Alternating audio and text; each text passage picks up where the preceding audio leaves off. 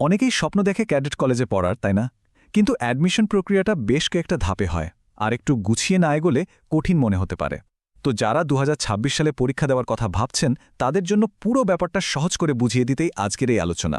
চলুন একদম শুরু থেকে শেষ পর্যন্ত জেনে নেওয়া যাক কি করতে হবে।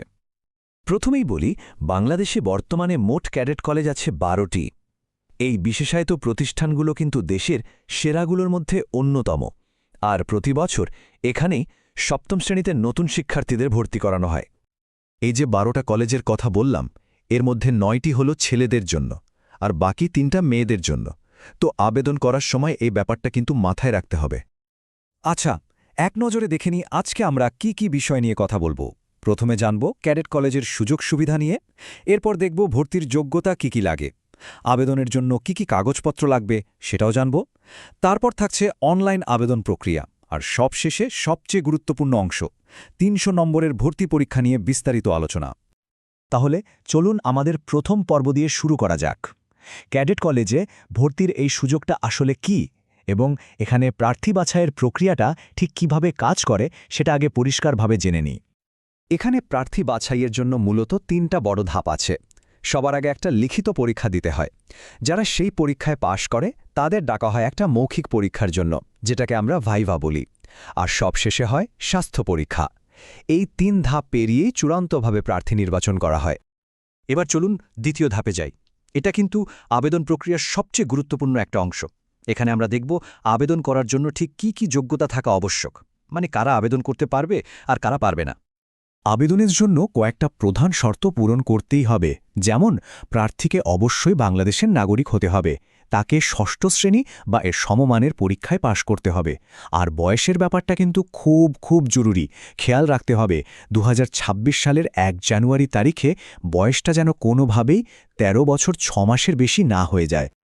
কিছু শারীরিক যোগ্যতারও শর্ত আছে, যেমন ছেলে এবং মেয়ে দুজনের ক্ষেত্রেই উচ্চতা কমপক্ষে ৪ ফুট ৮ ইঞ্চি হতেই হবে। এর পাশাপাশি প্রার্থীকে শারীরিক আর মানসিকভাবেও পুরোপুরি সুস্থ থাকতে হবে। আচ্ছা, যোগ্যতা তো সব মিলে গেল, এখন কি করতে হবে? পরের ধাপটা হল আবেদনের জন্য প্রয়োজনীয় সব কাগজপত্র গুছিয়ে ফেলা। অনলাইনে আবেদন করার সময় কোন ডকুমেন্টস হাতের কাছে রাখতে হবে, চলুন এবার সেই তালিকাটা দেখে নিই। আবেদনের জন্য এই 5টা কাগজপত্র একদম রেডি রাখতে হবে। পঞ্চম শ্রেণীর সমাপনী পরীক্ষার সত্যায়িত একটা সার্টিফিকেট, জন্ম নিবন্ধন সনদের সত্যায়িত কপি, আর স্কুল থেকে একটা প্রত্যয়নপত্র নিতে হবে যে সে ষষ্ঠ শ্রেণী পাশ করেছে। সাথে লাগবে অভিভাবকের আয়ের সনদ আর বাবা মায়ের জাতীয় পরিচয়পত্রের সত্যায়িত ফটোকপি। আর হ্যাঁ, আবেদনটা ফাইনাল করার জন্য একটা ফি জমা দিতে হয়। এই ফিটা অফেরতযোগ্য, মানে এটা আর ফেরত পাওয়া যাবে না। এর পরিমাণ হল ২,০০০ টাকা। এখন আমরা দেখব কিভাবে অনলাইনে আবেদন করতে হবে এবং এর জন্য কোন তারিখ মাথায় রাখতে হবে। একটা কথা বলি, সময়সীমাগুলো কিন্তু খুব জরুরি, একদম মিস করা যাবে না। সবচেয়ে গুরুত্বপূর্ণ অংশ হল এই তারিখগুলো মনে রাখা। দেখুন, আবেদন শুরু হচ্ছে ২০২৫ সালের ১ নভেম্বর আর শেষ হবে ১০ ডিসেম্বর, আর ভর্তি পরীক্ষাটা হবে ২৭ ডিসেম্বর। আমি তো বলবো এই ৩টা তারিখ এখনই ক্যালেন্ডারে মার্ক করে রাখুন। অনলাইনে আবেদন করাটা কিন্তু খুবই সহজ, মাত্র 4টা স্টেপ।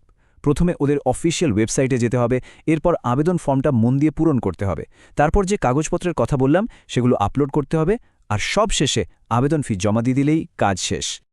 পুরো আবেদন প্রক্রিয়াটা সম্পন্ন করার জন্য এই ওয়েবসাইটে ঢুকতে হবে, www.cadetcollege.army.mil.bd। ওয়েবসাইট অ্যাড্রেসটা ভালো করে দেখে নিন যাতে কোনো ভুল না হয়। তো আমরা আলোচনার প্রায় শেষ পর্যায়ে চলে এসেছি, আর এটাই কিন্তু সবচেয়ে গুরুত্বপূর্ণ পর্ব। চলুন এবার জেনে নেওয়া যাক এই যে ৩০০ নম্বরের লিখিত পরীক্ষাটা হয় সেটার খুঁটিনাটি বিষয়গুলো। লিখিত ভর্তি পরীক্ষার মোট নম্বর হল ৩০০। এই ৩০০ নম্বরের পরীক্ষার ফলের উপর ভিত্তি করেই কিন্তু প্রাথমিকভাবে প্রার্থী বাছাই করা হয়। এখান থেকেই মেধা তালিকা তৈরি হবে, তাই এখানে ভালো করাটা ভীষণ জরুরি। এই স্লাইডটা কিন্তু খুব মনোযোগ দিয়ে দেখুন, এখানে নম্বরের বন্টনটা দেওয়া আছে। ইংরেজি আর গণিতের সবচেয়ে বেশি নম্বর ১০০ করে, এরপর বাংলায় আছে ৬০ আর সাধারণ জ্ঞানে ৪০ নম্বর। তো বুঝতেই পারছেন প্রস্তুতি নেওয়ার সময় ইংরেজি আর গণিতকে একটু বেশি গুরুত্ব দিতে হবে। পরীক্ষার সিলেবাস নিয়ে একদম চিন্তা করার কিছু নেই। জাতীয় শিক্ষাক্রম ও পাঠ্যপুস্তক বোর্ড মানে এনসিটিভির যে ষষ্ঠ শ্রেণীর সিলেবাস আছে প্রশ্ন কিন্তু সেখান থেকেই করা হবে। তার মানে ষষ্ঠ শ্রেণীর বোর্ড বইগুলো ভালোভাবে পড়লেই কিন্তু প্রস্তুতিটা দারুণ হবে। তাহলে ক্যাডেট কলেজ ভর্তি প্রক্রিয়ার একদম শুরু থেকে শেষ পর্যন্ত প্রতিটি ধাপ এখন সবার জানা।